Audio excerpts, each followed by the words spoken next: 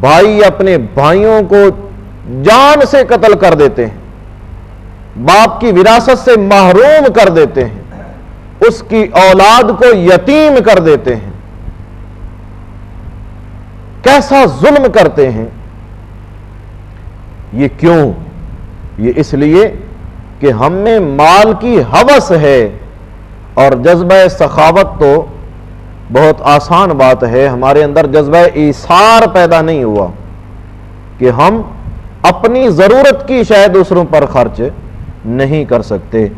تو اللہ رب العزت نے محبوب کریم علیہ الصلوۃ والسلام کے ماننے والوں کی اس صفت کا قرآن میں ذکر فرمایا، اور فرمایا وَيُؤْثِرُونَ عَلَىٰ أَنفُسِهِمْ وَلَوْ كَانَ بِهِمْ خَصَاصَةٌ، کہ یہ ایسے عظیم لوگ ہیں کہ ان کی اپنی ضرورت کی چیزیں بھی ہوتی ہیں تو اپنی ضرورت کی چیزیں بھی دوسرے مسلمان بھائیوں پر خرچ کر دیتے ہیں، ان پر ایثار کر دیتے ہیں۔ اور یہ جب مدینہ میں نبی کریم علیہ الصلوۃ والسلام نے سن 4 ہجری میں وہاں کے یہودیوں کا ایک قبیلہ تھا بنی نذیر، بنی نذیر کو جب نبی کریم علیہ الصلوۃ والسلام نے ان کی شرارتوں اور ان کی سازشوں کی وجہ سے مدینہ سے نکالا، تو ان کے بہت سے مال تھے، ان کی زمینیں تھیں، ان کے باغات تھے ان یہودیوں کے، تو وہ نبی کریم علیہ الصلوۃ والسلام کے قبضہ میں آ گئے، یہودیوں کو مدینہ سے نکال دیا، کیونکہ وہ اسلام کے خلاف سازشیں بناتے تھے، نقصان پہنچانے کی کوشش کرتے تھے اور شرارتیں کیا کرتے تھے۔ تو حضور علیہ الصلوۃ والسلام نے جب ان کو نکالا، ان کا مال، ان کی زمینیں، ان کے باغات حضور کے قبضہ میں آئے، تو نبی کریم علیہ الصلوۃ والسلام نے انصار صحابہ کو بلایا، انصار صحابہ کو، اور آقا علیہ الصلوۃ والسلام نے فرمایا کہ میں اس یہودی قبیلے کی زمینوں کو، اس کے باغات کو، ان کے مالوں کو تقسیم کرنے لگا ہوں، اور تقسیم اس طرح کرنے لگا ہوں کہ جو تمہارے مہاجر بھائی ہیں، جن کو میں نے تمہارا بھائی بنایا تھا، تم نے اپنے اپنے مالوں سے ان کو حصہ دیا، تو وہ مہاجر بھائی تمہارے گھروں میں ہی رہیں، اور مال ان یہودیوں کا جو ہے وہ میں آدھا آدھا تقسیم کر کے آدھا تمہیں دے دیتا ہوں، آدھا ان مہاجرین کو دے دیتا ہوں۔ جب حضور نے اپنے انصار صحابہ سے یہ مشورہ فرمایا کہ میں وہ مال آدھا تمہیں دیتا ہوں، آدھا مہاجرین کو دیتا ہوں، لیکن اس صورت میں مہاجرین تمہارے گھروں میں ہی رہیں گے، اور اگر چاہو تو یوں کر دیتے ہیں کہ یہ سارا مال مہاجرین کو دے دیتے ہیں، اور مہاجرین تمہارے گھر تم سے جو کچھ پہلے لیا ہوا ہے وہ چھوڑ دیتے ہیں۔ تو 2 صورتیں ہوگی کہ یا تو مہاجرین تمہارے پاس ہی رہیں، جو مال تم نے پہلے دیا تھا وہ بھی ان کے پاس رہے۔ تو یہودیوں کا یہ جو مال ہے، زمینیں ہیں، یہ جو باغات ہیں، تو ان کو ہم یوں کرتے ہیں کہ ان کو ہم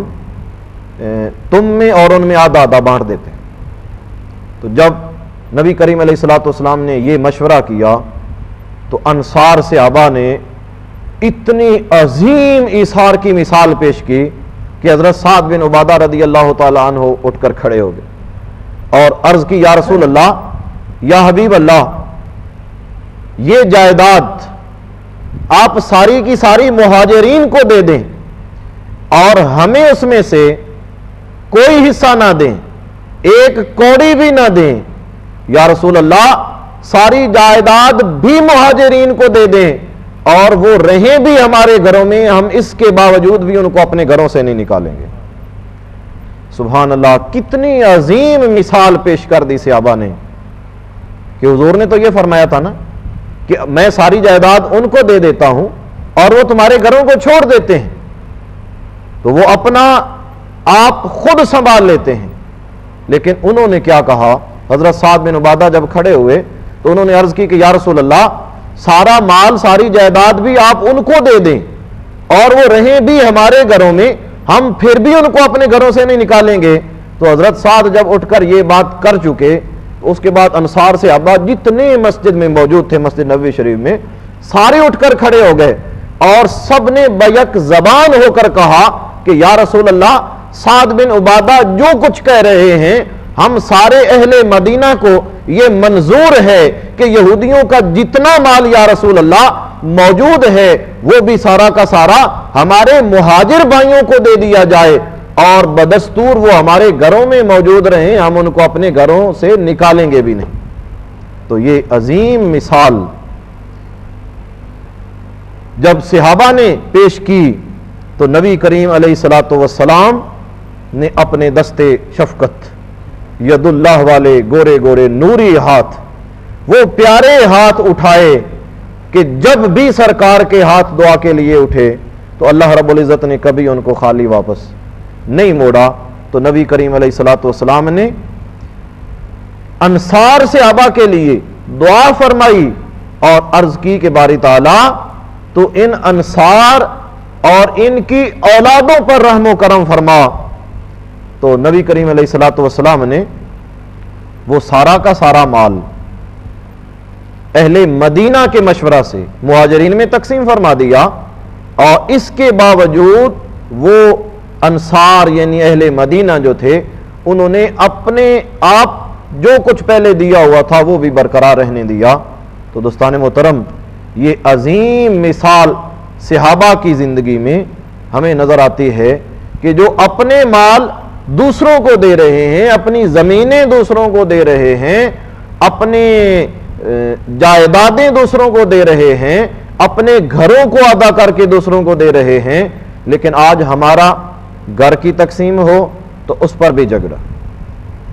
اور ہر بھائی کوشش کرے گا کہ مجھے زیادہ مل جائے، دوسرے کو کچھ ملے یا نہ ملے۔ مال کی تقسیم ہو اس پر بھی جھگڑا، ہر بھائی دوسرے پر ظلم کرنے کی کوشش کرے گا، اس کے حق پہ ڈاکہ ڈالنے کی کوشش کرے گا۔ زمین کی تقسیم ہو تو یہاں تو ایک چپے کی خاطر لوگ دوسرے کو قتل کر دیتے ہیں۔ یہ بھی مسلمان، ہم بھی مسلمان ہیں، اور ایک وہ بھی مسلمان تھے، ادھر وہ ہمارے ماں جائے ہیں، ہمارے اپنے باپ کے بیٹے ہیں، ایک ہی باپ کی اولاد ہیں، لیکن ایک چپا زمین کے لیے اپنے باپ کے بیٹے کو، اپنے ماں جائے کو قتل کیا جا رہا ہے، اور ادھر وہ تو ماں جائے بھی نہ تھے، وہ ایک باپ کی اولاد بھی نہ تھے، ان کی کوئی رشتہ داری دور کی بھی نہ تھی، بس ایک اسلام کا رشتہ تھا کہ وہ بھی مسلمان تھے، یہ بھی مسلمان ہے۔ اس اسلام کے رشتے نے ان کو اتنا عظیم سبق پڑھایا کہ جو سبق آج ہمیں باپ کے نسبی رشتے نہیں پڑھا سکے، تو وہ سبق ان کو اسلام کے رشتے نے پڑھایا کہ انہوں نے اپنے اسلامی بھائیوں کے لیے سب کچھ آدھا آدھا ان کو دے دیا، حالانکہ وہ اس کے حقدار نہ تھے۔ ناظرین محترم، ہمیں صحابہ کرام کی ان زندگیوں سے، جذبہ ایثار سے ہمیں بھی سبق لینا چاہیے کہ انہوں نے اپنے مسلمان بھائیوں پہ اپنی دولتیں، اپنے مال خرچ کیے، تو آج ہم ان کی مثالیں دے رہے ہیں، قیامت تک ان کی یہ مثال زندہ رہے گی۔ ہر انسان اچھے لفظوں سے یاد کرے گا اور ان کی مثال دے کر دوسرے لوگوں کی اصلاح کی کوشش کرے گا، لیکن اگر ایک چپا زمین کی خاطر ہم اپنے ماں جائے بھائی کو قتل کر دیتے ہیں، اس سے محروم کر دیتے ہیں، تو ہمیں کون شخص ہے جو ہمیں عزت کے لفظوں سے یاد کرے گا؟ لیکن ہمیں عزت کی ضرورت نہیں، ہم کہتے ہیں کہ مال آ جائے، چاہے وہ ذلت سے ہی کیوں نہ آئے، رب ہی کیوں نہ ناراض ہو، رسول ہی کیوں نہ ناراض ہو، جو کچھ بھی ہو، تو ہمیں بس مال آ جانا چاہیے۔ تو نبی کریم علیہ الصلوۃ والسلام نے 8 ہجری میں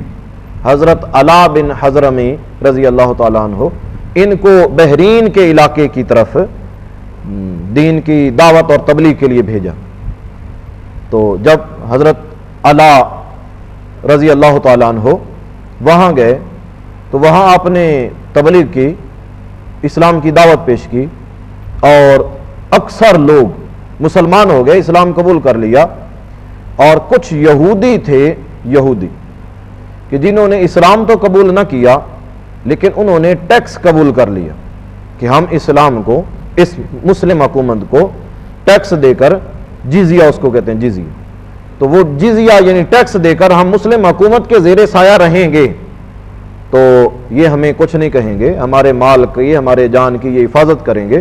جیسے آج پاکستان میں عیسائی لوگ رہ رہے ہیں، مسلم حکومت ہے لیکن عیسائی لوگ رہ رہے ہیں، ایسے ہی حکومت مسلمان ہو گئی اور یہودیوں نے اس مسلمان ملک میں رہنا پسند کر لیا کہ ہم ٹیکس دے کر، جزیہ دے کر رہتے رہیں گے۔ جب وہ جزیہ انہوں نے دیا تو یہ اسلام نے قبول کر لیا۔ نبی کریم علیہ الصلوۃ والسلام کو یہ خبر پہنچی تو آپ نے انصار کو بلایا اور حضور علیہ الصلوۃ والسلام نے فرمایا کہ میں یہ چاہتا ہوں کہ بحرین سے، ملک بحرین، وہاں سے جتنا بھی جزیہ اور ٹیکس، جو مال جتنا بھی آیا ہے، وہ سارا کا سارا مال اے انصار سے ابا میں تمہارے لیے لکھ دیتا ہوں کہ تمہیں مل جائے وہ سارا مال، کیونکہ تم نے بہت بڑی قربانی دی ہے کہ تم نے پہلے اپنے مال مہاجرین پر خرچ کیے ہیں، ان کو اپنی زمینیں دی ہیں، اپنے مال، اپنی جائیدادیں دی ہیں، تو میں یوں کرتا ہوں کہ بحرین سے آنے والا سارا مال وہ تمہارے نام پہ لکھ دیتا ہوں